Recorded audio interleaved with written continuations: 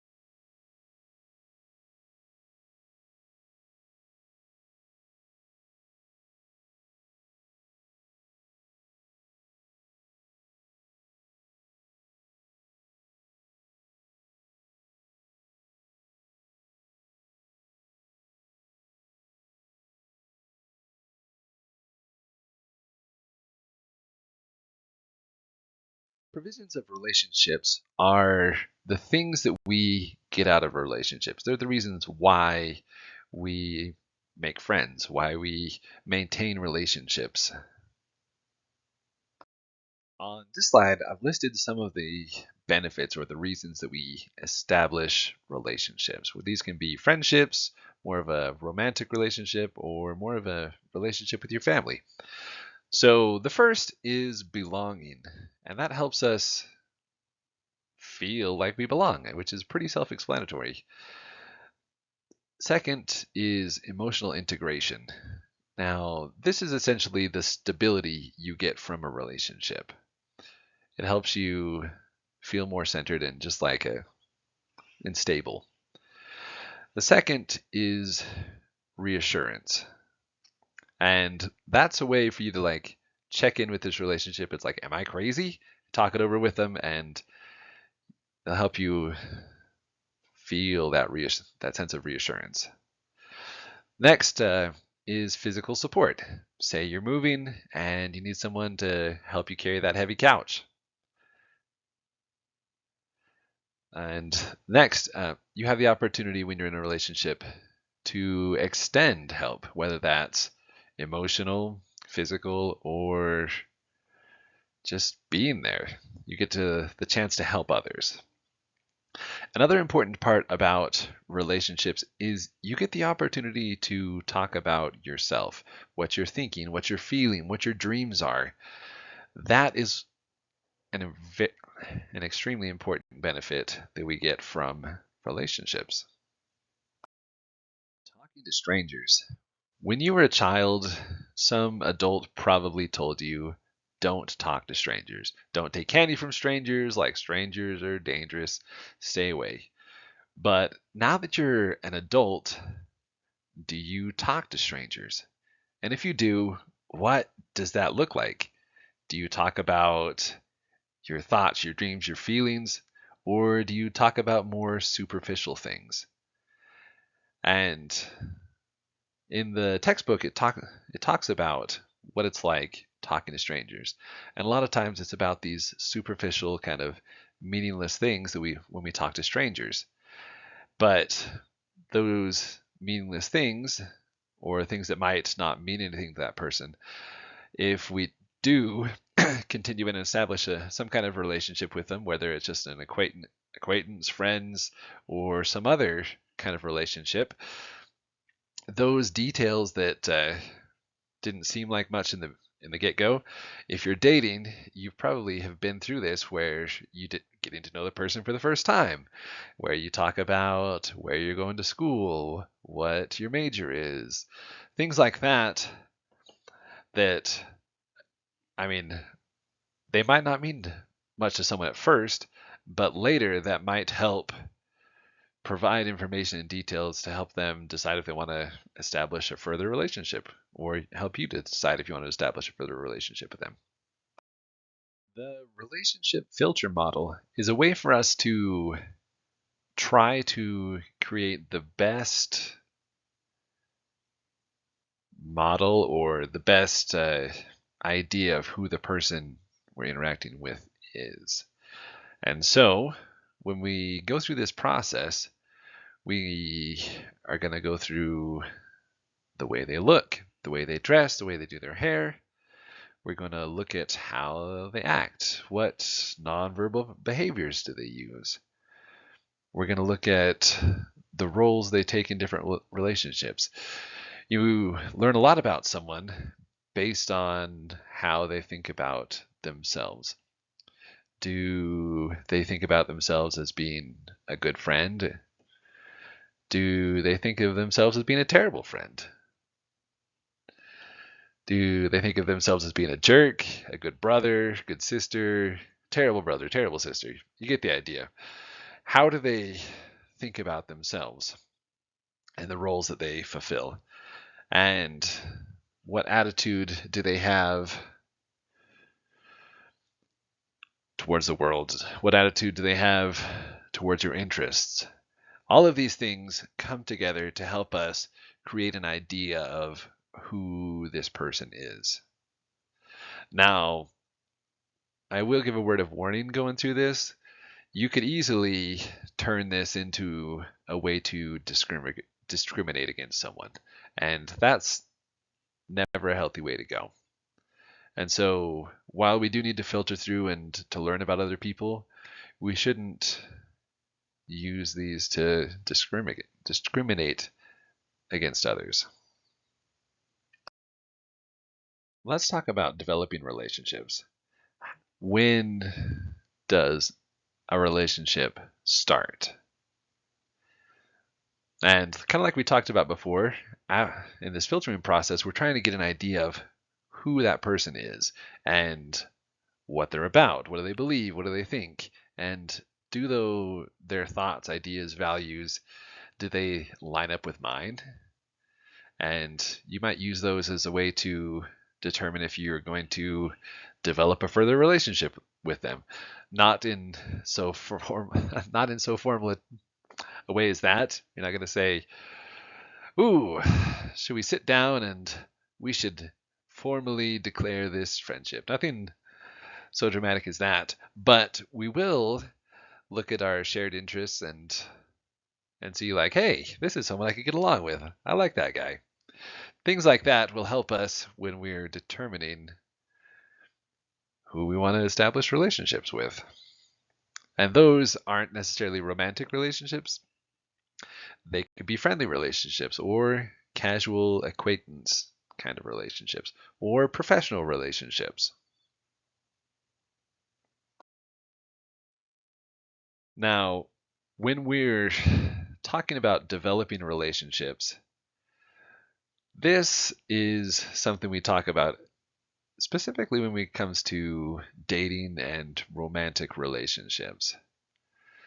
You might talk about what your relationship is with them directly. You might have this talk like, what is our relationship like? Are we dating? Are we a thing? Or it might be more of an indirect where it just this is a thing, but we haven't talked about it. It just kind of falls into place as the way it is. And so when we're developing a relationship, relationships often change and transform. So you might see it in particular with friends developing into romantic relationships. And anyway, or a professional relationship developing into a friendship. Things like that are what we talk about when we're talking about transforming relationships. This slide is about maintaining relationships. The first part of that is continuing. Just keep going, keep doing what you're doing. If it's a relationship with like a friend from work, well, keep talking to him when you're at work. Keep doing what you've been doing. The next thing we want to talk about with maintaining relationships is an intimacy barometer, which is the idea of deciding how close, how intimate you want this relationship to be.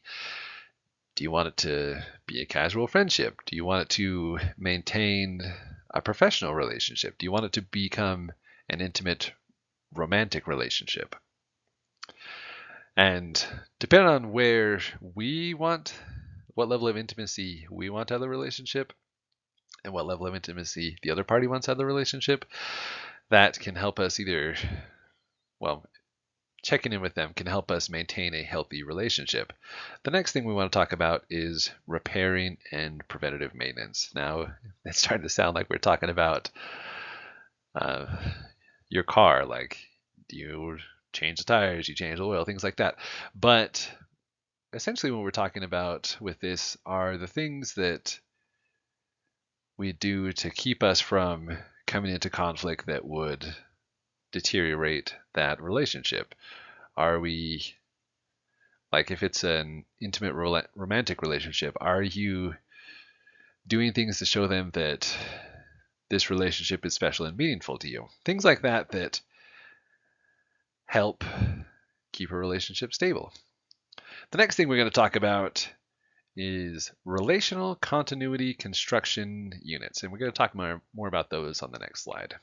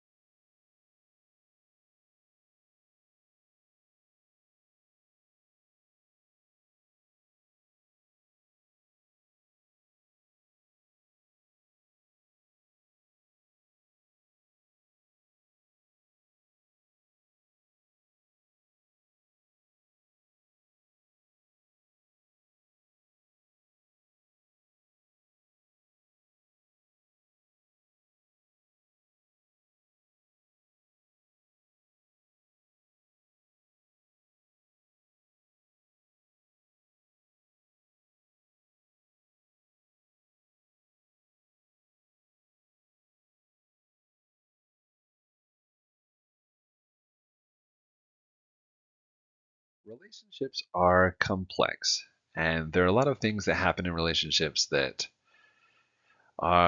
make them difficult to maintain. So let's talk about some of those. So the first is a contradiction. So that is something that while you want to keep the relationship and maintain it, there are other forces or other needs you have that are pulling you away and trying to break down that relationship. And that's the idea of a contradiction. Another thing that happens is we change. We change, the way we interact with others changes, and especially relationships. They're constantly in a state of change, changing day to day, with minute to minute, with how we interact with each other. Next is praxis, and that is the idea that when we're in a relationship, we act and we make choices, and we're also an object where the other person acts upon. And that can make a relationship complicated because one party isn't fully responsible for maintaining a relationship. And so an unhealthy relationship could be caused by this praxis where one individual is pursuing and trying to maintain the relationship without it being reciprocated. And so eventually that will lead to a breakdown. And totality is the idea of a relationship being made up of a number of complex parts, but they don't work completely independently of one another. And they each have an impact on each other and the relationship, and it creates a complex network of how things work in a relationship.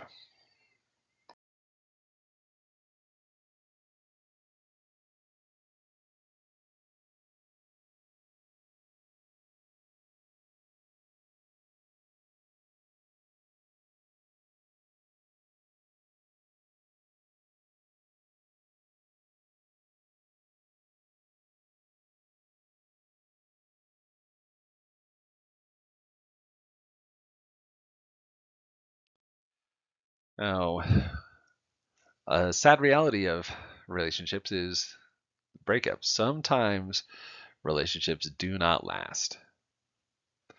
And there are a number of ways that this can happen. And just like when we talked about in the other chapter about groups, the adjourning phase, or when a group kind of wraps up, similar things happen sometimes in relationships. Sometimes it's because of communication has deteriorated, like you just don't talk to them anymore and you kind of drift apart. Sometimes there is a destructive conflict. Something's happened that damages the relationship. Sometimes it's the standards of the relationship, or what you think the relationship should be doesn't line up with the other party's ideas of what the relationship should be. The next is a major transgression, a betrayal, something that is hard to get past, that kind of breaks up the friendship or breaks up the relationship. Another one that we talked about on one of the previous slides is inequity, when one side puts in more to a relationship than the other side, or one side withdraws and isn't on the same level of intimacy as the other party. And then the last one is personal reflection, when you kind of take a second and think about the relationship and reflect on it and think, is this a good friendship? Is this a good friendship? Is this what I want out of this relationship? And in the personal reflection is when you might realize that they weren't a very good friend to me, or they were a great friend, but we're going our separate ways. Their values, their ideas of the world have changed, and our ideas of the world don't line up anymore. We're going our separate ways. And these are all things that can lead to our relationships kind of having a breakdown and going our separate ways.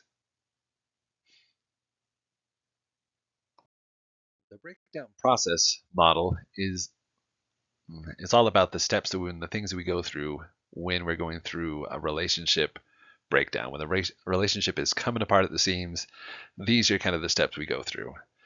And let's talk about them one at a time. So we have intrapsychic process. So that's the step of the breakdown of a relationship where the individual kind of looks back and reflects on the strengths and weaknesses, and they consider that it might really be over. This might really be the end of the relationship.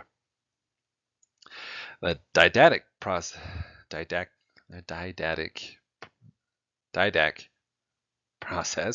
is part of the process of the breakdown that involves confronting the other person in the relationship and having that discussion about, is this really the end of our friendship? Is this the end of our relationship? And then let's talk about the social process, and that's telling your other friends, the other people who know about the relationship, about the dissatisfaction or about the disillusionment or about you guys going your own separate ways. When you tell other people who know you or know both parties about the end of the relationship. And next is grave dressing process, and that's the part of the breakup process where you create the story of like, this is why it's ending. And you kind of summarize everything, and this is really why it's ending. And then the resurrection process is how we deal with coming up with a new relationship after the old one has ended. It's how we decide that we're moving on and going to look for a new relationship. So that's the end for this lecture, and I look forward to seeing you in the next one. Bye.